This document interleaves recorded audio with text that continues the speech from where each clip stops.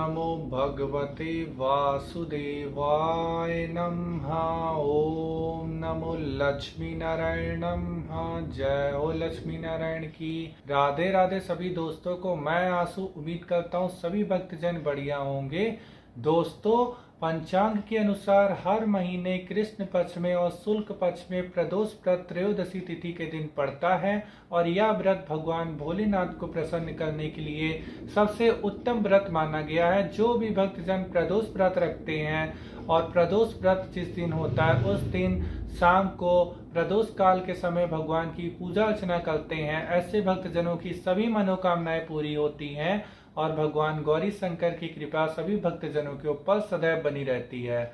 आज की इस वीडियो में मैं आप सभी भक्तजनों को बताऊंगा इस साल आषाढ़ मास के कृष्ण पक्ष का प्रदोष व्रत किस दिन पड़ रहा है, प्रदोष व्रत में पूजा अर्चना कैसे की जाएगी, शुभ मुहूर्त कौन कौन से पड़ रहे हैं और प्रदोष काल का समय किस वक्त होगा। इस बार अगर दोस्तों पंचांग के अनुसार बात करें तो इस बार आषाढ़ मास के कृष्ण पक्ष की त्रयोदशी तिथि का प्रारंभ हो रहा है 12 जुलाई को रविवार वाले दिन सुबह 2:05 पर और इस तिथि का समापन होगा 12 जुलाई को रात्रि में 10:30 पर। तो इस बार आषाढ़ मास का कृष्ण पक्ष का प्रदोष व्रत 12 जुलाई को रविवार वाले दिन रखा जाएगा और इस दिन जो पूजा अर्चना की जाती है प्रदोष काल के समय, तो प्रदोष काल का जो मुहूर्त है वो शाम को 6:27 से प्रारंभ होगा और शाम के 7:57 तक रहेगा।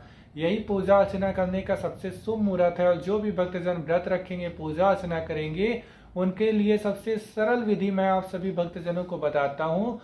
जो भी भक्तजन व्रत रख रहे हैं, प्रातः काल ब्रह्म मुहूर्त में जल्दी उठ जाएं, स्नान करें, पवित्र वस्त्रों को धारण करें और घर के स्थान जहाँ पे आप लोग को पूजा अर्चना करनी हो, घर के मंदिर को साफ सुथरा कर लें। तत्पश्चात शाम के समय प्रदोष काल के समय अपनी पूजा अर्चना की शुरुआत करें। पूजा अर्चना की शुरुआत करने से पहले भगवान भोलेनाथ को विराजित करें, शिव जी के पूरे परिवार को विराजित करें, जिसमें गणपति बप्पा, कार्तिकेय जी, अशोक सुंदरी, माँ गौरा और शिव शंकर भोलेनाथ हों और नंदी जी महाराज हो, सभी देवी देवताओं के वाहन हो तो अति प्रिय माना जाता है। अगर मूर्तियां ना हो तो चित्र को भी रख के पूजा अर्चना की जा सकती है। भगवान को विराजित करें, हाथ में जल लें, पुष्प लें और संकल्प करें कि हे गौरी शंकर, आज के दिन मैं प्रदोष व्रत रखने जा रहा हूँ, कृपा करके हमारी पूजा अर्चना को स्वीकार करें और अपनी कृपा हम पर और हमारे परिवार वालों पर बनाए रखें। फिर अपनी पूजा अर्चना को प्रारंभ करें। सर्वप्रथम भगवान भोलेनाथ को गंगा जल से या फिर शुद्ध जल से स्नान कराएं। स्नान कराने के बाद रोली चंदन अर्पित करें, भगवान भोलेनाथ के ऊपर भस्म अर्पित करें, माता रानी के ऊपर सिंदूर अर्पित करें। अगर पुरुष हैं तो माता रानी के चरणों में सिंदूर अर्पित करेंगे। फिर हम लोग पुष्प अर्पित करेंगे। माता रानी को अधिकतर लाल रंग के पुष्प प्रिय हैं। भगवान भोलेनाथ पर अधिकतर बेल पत्र हो गए, समी पत्र हो गया, नील कमल हो गया, अपराजिता के पुष्प हो गए, ये सब अर्पित किया जाता है। लेकिन श्रद्धा भाव से जो भी सामग्री हो उससे पूजा अर्चना हम सभी भक्तजन कर सकते हैं। भगवान हमारी पूजा अर्चना से जल्दी ही प्रसन्न होंगे। इतना करने के बाद हम सभी भक्तजन सुगंधित वातावरण के लिए धूप बत्ती, अगरबत्ती जलाकर रखेंगे। फिर हम सभी भक्तजन दीप को प्रज्वलित करेंगे, जिसके लिए हम सभी भक्तजन घी के दीपक का या फिर तिल के तेल के दीपक का प्रयोग कर सकते हैं। फिर हम सभी भक्तजन भोग अर्पित करेंगे। अगर हम सभी भक्तजन व्रत हैं और पूजा अर्चना कर रहे हैं तो फलाहार हो गया, मौसमी फल हो गए, मिठाइयाँ हो गई, पंचामृत हो गया, इनका भोग लगा सकते हैं। अगर व्रत नहीं है तो शुद्ध शाकाहारी भोजन जिसमें लहसुन प्याज का प्रयोग ना किया गया हो उनका भोग लगा सकते हैं, जैसे कि खीर, हलवा पूड़ी, इन सब चीज का भोग लगाया जा सकता है।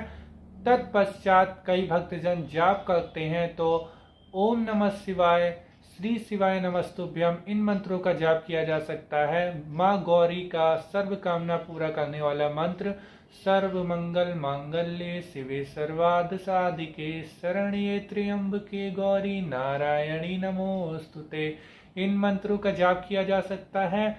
पूजा अर्चना कर रहे हैं, प्रदोष व्रत रख रहे हैं तो प्रदोष व्रत की व्रत कथा को अवश्य पढ़ें।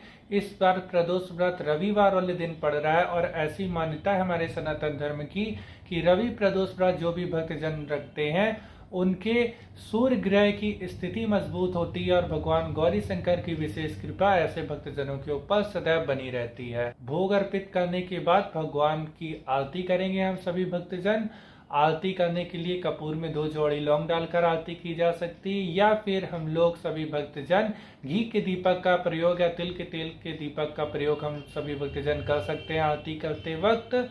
फिर हम सभी भक्तजन आरती करने के बाद प्रसाद को ग्रहण करेंगे। प्रसाद को ग्रहण करने से पहले हाथ जोड़कर भगवान से विनती करेंगे कि हमसे पूजा अर्चना करने में, व्रत करने में कोई गलती रह गई हो तो हमें क्षमा करिएगा और अपनी कृपा हम पर और हमारे परिवार वालों पर सदैव बनाए रखिएगा। कई भक्तजन मंदिर जाते हैं इस दिन, तो मंदिर जाके भी हम लोग जलाभिषेक पूजा अर्चना कर सकते हैं, भगवान का आशीर्वाद ले सकते हैं, सभी देवी देवताओं का आशीर्वाद ले सकते हैं। अब मैं आपको इस दिन पड़ने वाले शुभ मुहूर्तों के बारे में बताऊंगा। तो दोस्तों, इस दिन 11 जुलाई को जिस दिन प्रदोष व्रत रखा जा रहा है, तो उस दिन सूर्योदय होगा सुबह 5:18 पर, सूर्यास्त होगा शाम के 6:57 पर। ब्रह्म मुहूर्त का जो समय है वो सुबह 3:55 से लेकर सुबह के 4:37 तक का है। प्रातः काल संध्या का जो शुभ मुहूर्त है वो सुबह 4:16 से लेकर सुबह के 5:18 तक का है। अभिजीत मुहूर्त का जो शुभ समय है वो इस दिन सुबह के 11:40 से लेकर दोपहर के 12:35 तक का है। विजय मुहूर्त का जो शुभ समय है वो दोपहर के 2:24 से लेकर दोपहर के 3:19 तक का है। गोधूली मुहूर्त शाम को 6:46 से लेकर शाम के 7:16 तक का है।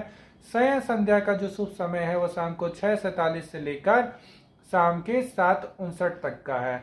अमृत कलम का जो शुभ समय है वो इस दिन सुबह के 5:37 से लेकर सुबह के 7:03 तक का है। और दूसरा जो अमृत कलम का शुभ मुहूर्त होगा वो रात्रि को 9:55 से लेकर रात्रि को 11:19 तक रहेगा। निशिता मुहूर्त जो कि रात्रि में जब तब साधना के लिए सबसे उत्तम मुहूर्त बना जाता है वो इस दिन रात्रि में 11:47 से प्रारंभ होगा और रात्रि को 12:29 तक रहेगा। यही सब शुभ मुहूर्त हैं जो 12 जुलाई को पड़ने वाले हैं। अब मैं आप सभी भक्तजनों को राहु काल का समय बताता हूँ। राहु काल इस दिन शाम के 5:15 पर प्रारंभ होगा और शाम के 6:57 तक रहेगा। और राहु काल के समय दोस्तों, ऐसी हमारे सनातन धर्म की मान्यता है कि कोई भी पूजा अर्चना, कोई भी मांगलिक कार्य, किसी भी यात्रा की शुरुआत नहीं की जाती। अगर पूजा अर्चना पहले से प्रारंभ हो गई हो तो उससे कर सकते हैं, पूरी कर सकते हैं, लेकिन कोई भी पूजा अर्चना की शुरुआत इस समय ना करें। यही जानकारी थी दोस्तों जो इस वीडियो के माध्यम से मेरे को आप सभी भक्तजनों को देनी थी। फिर मिलते हैं अगली वीडियो में किसी और जानकारी के साथ। आशा करते हैं आप सभी का हर दिन हर पल मंगलमय हो। सभी देवी देवताओं की कृपा सभी भक्तजनों के ऊपर सदैव बनी रहे। राधे राधे सभी दोस्तों को। जय माता दी।